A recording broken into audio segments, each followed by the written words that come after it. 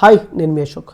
Chevella bus accident గురించి చెప్పాలంటే 2 తెలుగు రాష్ట్రాల్లో తీరని దుర్భాంతిని అయితే గురి చేయడం జరిగింది. హైదరాబాద్ వెళ్తున్న బస్సుని విపరీతమైన స్పీడ్ తోటి tipper lorry with load, heavy load కంకర్ తోటి, అలానే బస్సులో కూడా అధిక మంది, మోతాదికి మించిన జనం అయితే బస్సులో కూడా ఎక్కడం జరిగింది. ఇది కూడా ప్రమాదానికి ఒక కారణం అని చెప్పొచ్చు. టిప్పర్ కంట్రోల్ ఒక బస్సు మీదకి ఒక్కసారిగా దూసుకొని వచ్చేసింది. ఆ బస్సు ఫ్రంట్ పార్ట్ మొత్తాన్ని కూడా ఒక్కసారిగా ఓవర్లోడ్, ఓవర్ స్పీడ్తో గుద్దడంతో ఒక్కసారిగా మొత్తం కూడా బ్లాస్ట్ అయిపోయింది. అంటే ధ్వంసం అయిపోయింది. ఏవి కూడా కొంచెం కూడా ఆనవాళ్ళు లేకుండా మారటం అయితే జరిగింది. మన ఛానల్ కొత్తగా ఎవరైనా చూస్తుంటే ఛానల్ అయితే కొత్తగా స్టార్ట్ చేయడం జరిగింది. సపోర్ట్ చేయాలనుకున్న వాళ్ళు ప్లీజ్ సబ్స్క్రైబ్ చేసుకోండి, అలానే బెల్ ఐకాన్ ఆన్ చేసి పెట్టుకోండి, అలా లైక్ చేయడం మర్చిపోద్దు. టాపిక్లోకి వెళ్ళిపోతే ఈ ప్రమాదానికి మెయిన్గా తీరమైన లోటును అనుభవిస్తున్న వాళ్ళైతే ఆ ముగ్గురు అక్కా చెల్లెళ్ళు, వాళ్ళ తల్లిదండ్రులు అయితే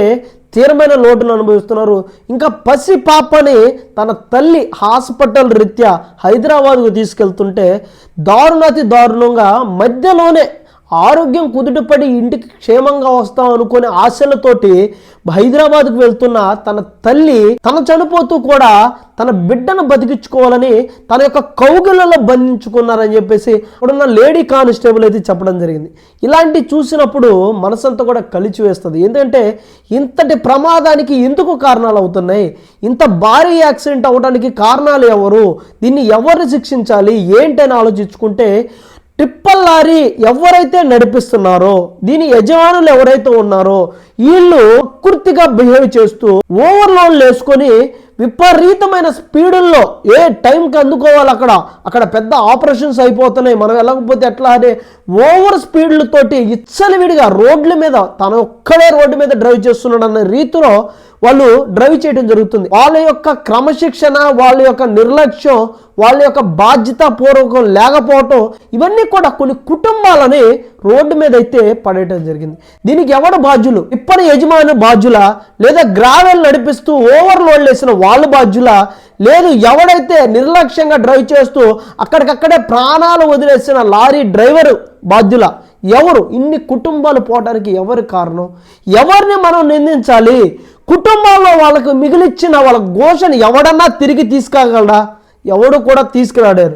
అందుకే దీన్ని ప్రతి ఒక్కరు కూడా గవర్నమెంట్ దీన్ని దృష్టిలో పెట్టుకొని వెహికల్కి సంబంధించిన ప్రతి ఒక్కరు ఇన్సూరెన్స్ కానీ, ఆర్టీఓలు కానీ, రోడ్డు ట్యాక్సులు కానీ ప్రతి ఒక్కరు కూడా ఓవర్లోడ్ వేసుకొని తిరిగే వాళ్ళం కానీ ప్రతి ఒక్కరు కూడా ప్రభుత్వం తక్షణమే కఠిన చర్యలు తీసుకోవాలి. అలా కాకుండా మనం వాళ్ళ రోడ్డు మీద విచ్చలవిడిగా వదిలేస్తే నిర్లక్ష్యం అనేది మన అవసరాల కోసం విచ్చలవిడిగా స్పీడ్ల మీద వెళ్ళొచ్చు, కానీ ఎదుటివారి కుటుంబం కూడా ఎన్నో కోటి ఆశలతోటి వాళ్ళ జీవనాన్ని సాగించాలని ముందుకు సాగుతూ ఉంటారు. మన నిర్లక్ష్యం వల్ల ఎదుటివాడికి మనం హాని కలిగిస్తే వాళ్ళ కుటుంబం మొత్తం కూడా రోడ్డున పడే ప్రమాదం చాలానే ఉంది. అందువల్ల ప్రతి ఒక్కరు కూడా దృష్టిలో పెట్టుకొని మనం వెహికల్స్ నడిపేటప్పుడు చాలా జాగ్రత్తగా నడపాలి. ఫోకస్ మనం పక్క ద్వారం మీద పెట్టకూడదు, ఎదుటి వారి మీద పెట్టకూడదు, ఓన్లీ రోడ్డు మీద పెట్టాలి. వెనక వాళ్ళతో మాట్లాడదాం, తల తిప్పుతూ మాట్లాడదాం, అక్కడ చెట్టు ఉంది ఆ చెట్టును చూస్తూ మాట్లాడదాం, ఎదురు కొండ ఉంది కొండను చూస్తూ మాట్లాడదాం. ఇవద్దు. ప్రమాదాలు ఎలాంటివే, ప్రమాదాలు జరుగుతున్నప్పుడు మనం అరికట్టాలి. ఇక్కడ ఎవరి బతుకులు కూడా మధ్యలో అంతమైపోవడానికి కాదు. మనం పుట్టి మన కుటుంబానికి ఏదో మేలు చేస్తాం, మన కుటుంబాన్ని ఉన్నత స్థానాలకు తీసుకెళ్తామని ఆశపడిన కుటుంబాలు ఎన్నో ఉంటాయి. జాబ్ రీత్యా వెళ్ళిన వాళ్ళు ఎంతమంది, ఉద్యోగ రీత్యా వెళ్ళిన వాళ్ళు ఎంతమంది, ఎగ్జామ్ రీత్యా వెళ్ళిన వాళ్ళు ఎంతమంది, ఏదో కూలి పని చేసుకోవాలనే రీత్యా వెళ్ళిన వాళ్ళు ఎంతమంది. వీళ్ళ ప్రాణాలు మొత్తం కూడా కోటి ఆశలతో సాగిన ప్రయాణం కాస్త క్షణకావేశంలో ఎవడో నిర్లక్ష్యం వల్ల ఈ ప్రమాదం మొత్తం కూడా చోటు చేసుకోవడం జరిగింది. ఆశలన్నీ కూడా అక్కడే అంతమైపోయినాయి, జీవితాలు అక్కడే నాశనం అయిపోయినాయి, కుటుంబాలు మొత్తం రోడ్డున పడే పరిస్థితి అయితే వచ్చింది. ఇది ఎవరిని తప్పు పట్టాలంటే నిర్లక్ష్యంగా బిహేవ్ చేసే ప్రతి ఒక్కరి గురించి మనం తప్పు పట్టాల్సింది. ఎందుకంటే అతని యొక్క నిర్లక్ష్యం వల్ల ఇలాంటివి జరుగుతున్నాయి. అయితే తన తల్లి తన తండ్రి రోధిస్తున్న రోదన చూస్తే చాలా గుండెలు 2 తెలుగు రాష్ట్రాల్లో కూడా గుండెలు పిండేసేలా కనిపించింది. తన యొక్క అక్క పెళ్లి కోసం వచ్చి తన అక్క పెళ్లి కోసం వేసిన ఇంటి ముందు పందిరు కూడా తీయకుండానే తన ముగ్గురు చెల్లెళ్ళు అక్కడికక్కడే బస్సులో చనిపోవడం జరిగితే ఇంతకు మించిన ఆ కుటుంబానికి బాధ కానీ ఏదన్నా ఉంటుందా?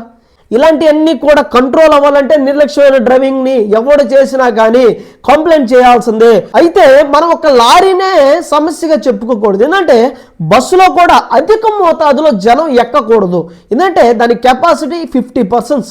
అయితే 70% ఎక్కేసి ప్రయాణించడం అయితే జరిగింది. అవసరాలు అందరికీ ఉంటాయి, కానీ మన అవసరాలను కూడా కొంచెం త్వరగా బయలుదేరే ప్రయత్నం చేస్తే అంత అర్జెంట్ ఉండదు, అప్పుడు రష్ ఉండదు.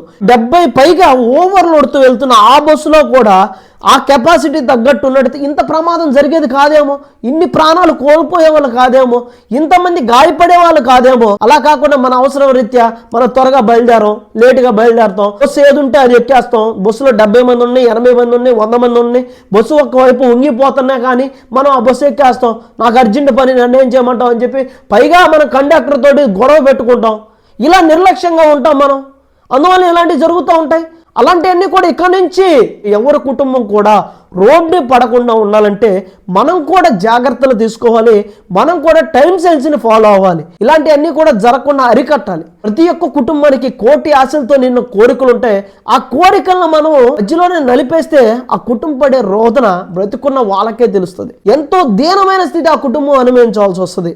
ఇలాంటిది ఏది కూడా జరగకుండా ఉండాలంటే ప్రతి ఒక్కరు కూడా బాధ్యతారహితంగా బిహేవ్ చేస్తారని మనస్ఫూర్తిగా కోరుకుంటున్నాను.